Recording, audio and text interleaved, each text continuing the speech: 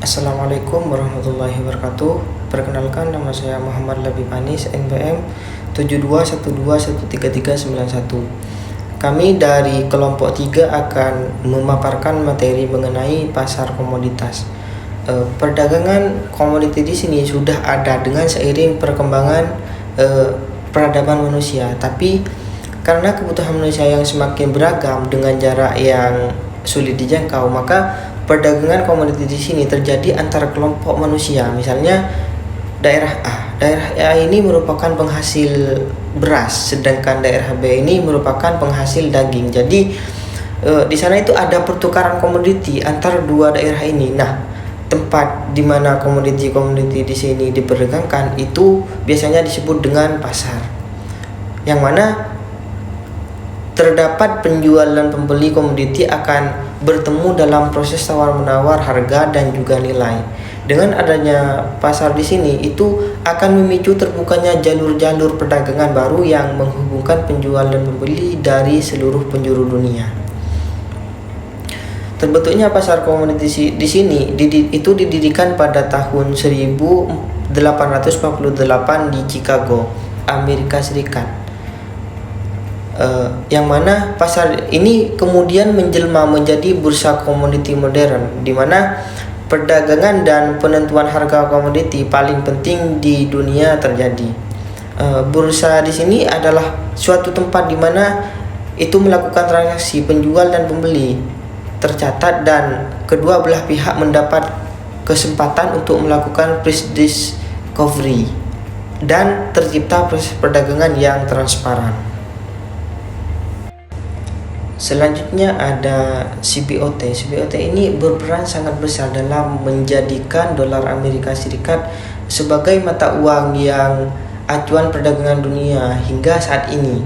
Meskipun jenis komoditi yang diperdagangkan di bursa tersebut berasal dari negara lain di seluruh penjuru dunia.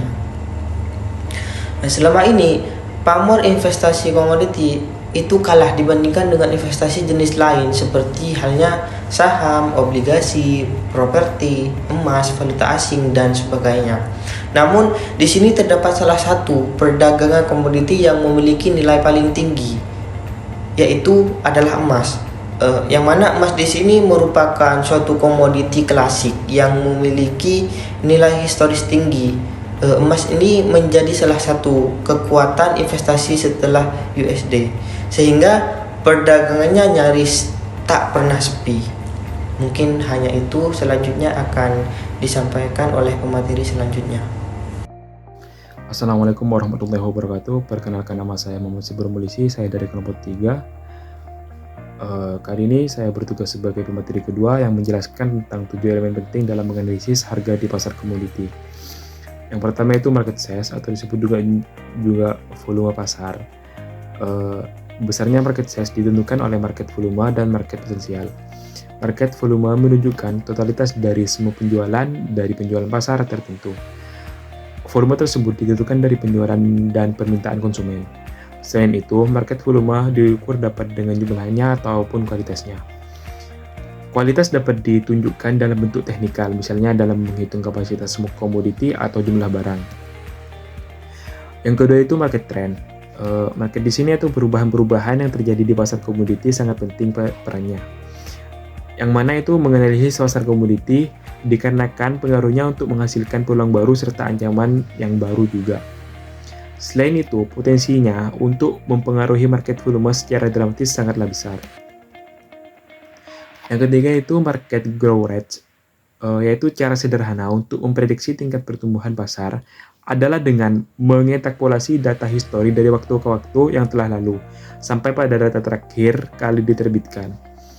Cara ini yang akan dipakai untuk memprediksi harga komoditi dengan menggunakan algoritma ANFIS. Yang keempat itu market profitability, mengacu pada kemampuan pasar atau industri tertentu untuk menghasilkan keuntungan atau laba bagi perusahaan yang beroperasi di dalamnya.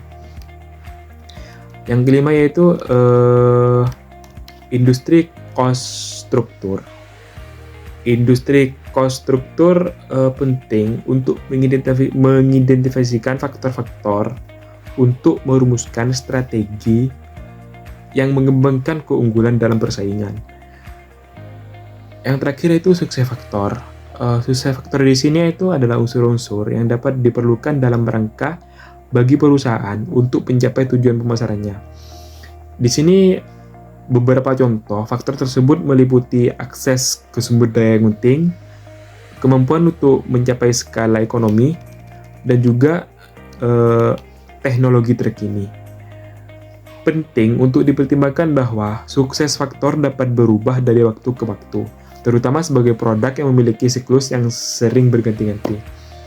Sekian presentasi dari saya, kurang lebihnya mohon maaf. Assalamualaikum warahmatullahi wabarakatuh.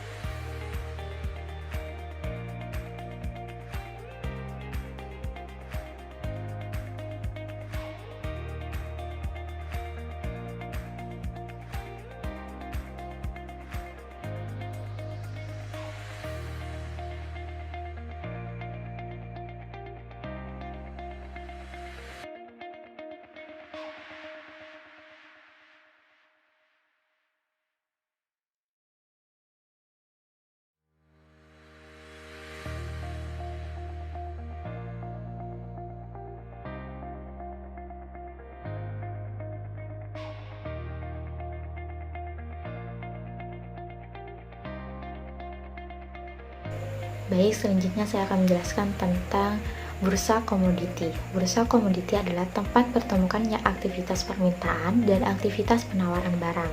Dalam hal ini, barang dapat diperjualbelikan di bursa komoditi. Pada saat terjadinya transaksi, tidak diperlihatkan jumlahnya secara keseluruhan. Namun, para penjual menjamin sepenuhnya para pembeli akan menerima barang yang sesuai dengan contoh yang diperlihatkan di bursa pada saat dilaksanakannya transaksi, baik mengenai jumlah, kualitas, bahkan waktu penyerahan. Assalamualaikum warahmatullahi wabarakatuh.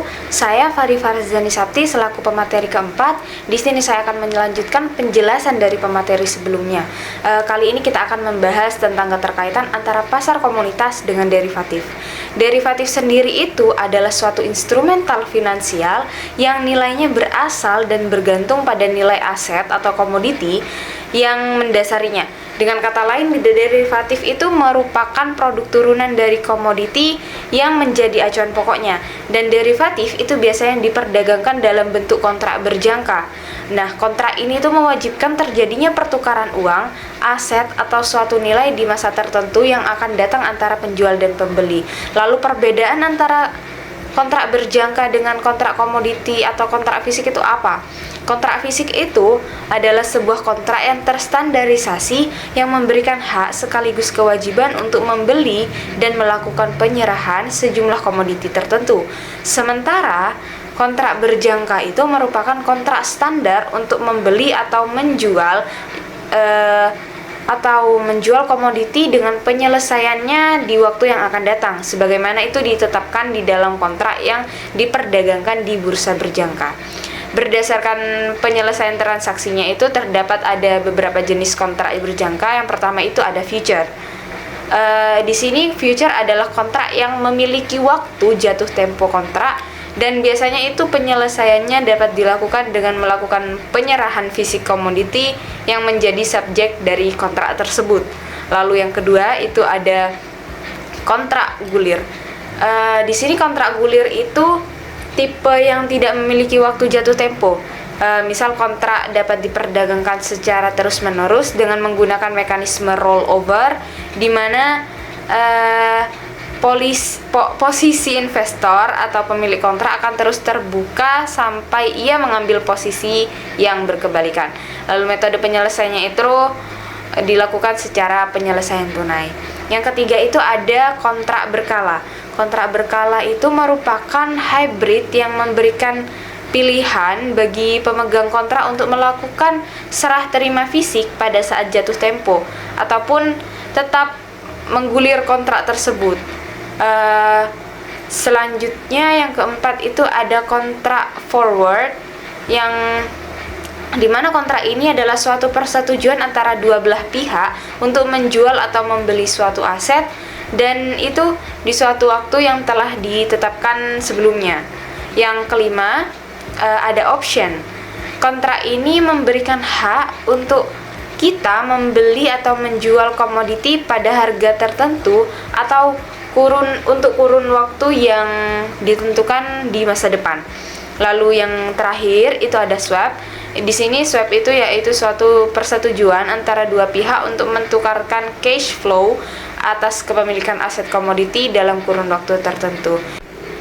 Selanjutnya, saya akan menjelaskan institusi yang terlibat dalam aktivitas perdagangan berjangka. Berdasarkan undang-undang yang ada, itu telah diubah menjadi Undang-Undang Nomor 10 Tahun 2011 tentang perdagangan berjangka komoditi. Itu disebutkan ada beberapa institusi yang terkait di aktivitas ini. Yang pertama yaitu ada pengguna atau pemakai. Masyarakat umum itu dan dunia usaha itu terbagi menjadi dua kelompok. Pertama yaitu adalah kelompok hedger yang memanfaatkan bursa berjangka untuk melakukan pengelolaan risiko akibat gejolak harga komoditi yang diperdagangkan.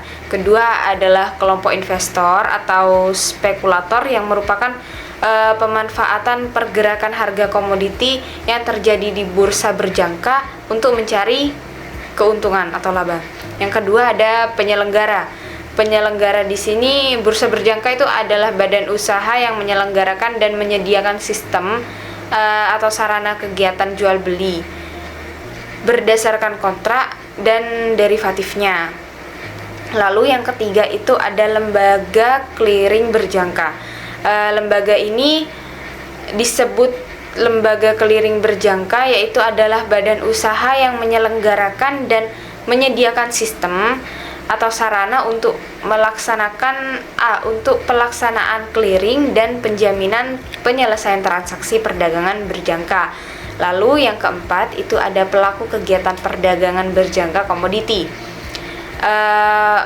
Pialang perdagangan berjangka itu disebut pialang berjangka atau badan usaha yang melakukan kegiatan jual beli komoditi berdasarkan kontrak berjangka, kontrak derivatif syariah, atau kontrak derivatif lainnya atas amanat nasabah dengan menarik sejumlah uang atau surat berharga tertentu sebagai margin untuk menjamin transaksi tersebut. Lalu yang terakhir itu ada pengawas. Di sini badan pengawas itu adalah lembaga pemerintahan yang tugas pokoknya itu melakukan pembinaan, pengaturan, pengembangan dan pengawasan terhadap sesuatu untuk mewujudkan kegiatan perdagangan berjangka komoditi agar teratur, wajar, serta efisien, serta juga menumbuhkan suasana persaingan yang sehat. Baik, sekian materi dari saya. Selanjutnya akan dijelaskan oleh pemateri berikutnya mengenai variabel ekonomi agregatif yang ada di pasar komoditi. Baik, di sini saya akan membahas mengenai variabel-variabel ekonomi agregatif dalam pasar komoditi, di mana bagi menjadi 4, yaitu yang pertama perekonomian tertutup sederhana. Untuk isinya yaitu terdapat variabel C, S, I, dan Y, di mana C itu pengeluaran konsumsi, I pengeluaran investasi, S itu saving atau tabungan, sedangkan Y itu pendapatan nasional. Nah, di sini untuk pengeluaran konsumsinya itu meliputi semua pengeluaran rumah tangga, keluarga, dan juga perorangan mengenai pembelian barang-barang atau jasa-jasa yang langsung dipergunakan untuk memenuhi kebutuhan mereka, seperti contoh mobil, pesawat, televisi, dan juga lain-lain. Nah, sedangkan untuk pengeluaran investasi atau I itu biasanya bertujuan untuk bangunan-bangunan baru, mesin-mesin baru, serta perlengkapannya. Untuk contoh lain contoh lebih mudahnya itu seperti bangunan rumah yang kita tinggali, itu juga termasuk dari pengeluaran investasi. Untuk variabel yang kedua itu ada perekonomian tertutup dengan kebijakan fiskal. Di dalamnya yaitu berisi variabel C, S, I, Y, T, X, G, dan TR. Untuk tambahannya itu ada TX, taxes atau pajak. G itu pengeluaran pemerintah, sedangkan TR itu transfer pemerintah. Nah, untuk pengeluaran pembelian pemerintah ini sendiri itu misalnya pembayaran pensiun, beasiswa, subsidi, dan lain sebagainya. Sedangkan untuk TR itu untuk TR sendiri itu pembagian finansial kepada sektor swasta. Itu juga termasuk dalam kategori transfer pemerintah. Untuk poin yang ketiga, yaitu variabel yang ketiga, ada perekonomian terbuka tanpa kebijakan fiskal. Di dalamnya itu berisi variabel C, S, I, Y, X, dan Z, di mana tambahannya itu ada X, ekspor, dan Z itu import. Untuk yang terakhir, yaitu variabel keempat, ada variabel perekonomian terbuka dengan kebijakan fiskal, di mana variabel ini itu mencakup keseluruhan variabel yang sudah saya jelaskan tadi, yaitu variabelnya yaitu C, S, I, Y, X, Z, TX, G, dan TR, yaitu ada 8 variabel di dalam poin variabel yang keempat. Baik, karena di sini saya merupakan materi terakhir, yang mana sebelum menutup presentasi dalam video ini, saya akan membacakan kesimpulan dari hasil kelompok kami, yang mana kesimpulannya yaitu pasar komoditi dan pasar keuangan itu merupakan jenis pasar yang memiliki pengaruh besar dalam menjaga stabilitas perekonomian suatu negara. Nah, kedua pasar tersebut itu akan dapat memberikan manfaat nantinya bagi para investor, pelaku usaha, serta masyarakat jika memang dikelola dengan baik dan juga benar. Selain mengetahui tentang sejarah pasar komoditas, di sini juga terdapat 7 elemen penting di dalamnya, yaitu seperti market size atau volume pasar, market trend, market growth rate, market profitability, atau industry cost structure, dan juga success factor. Tidak hanya itu, kita juga dapat mengetahui apa saja institusi yang terlibat serta variabel-variabel apa saja yang ada di dalam pasar komoditas ini.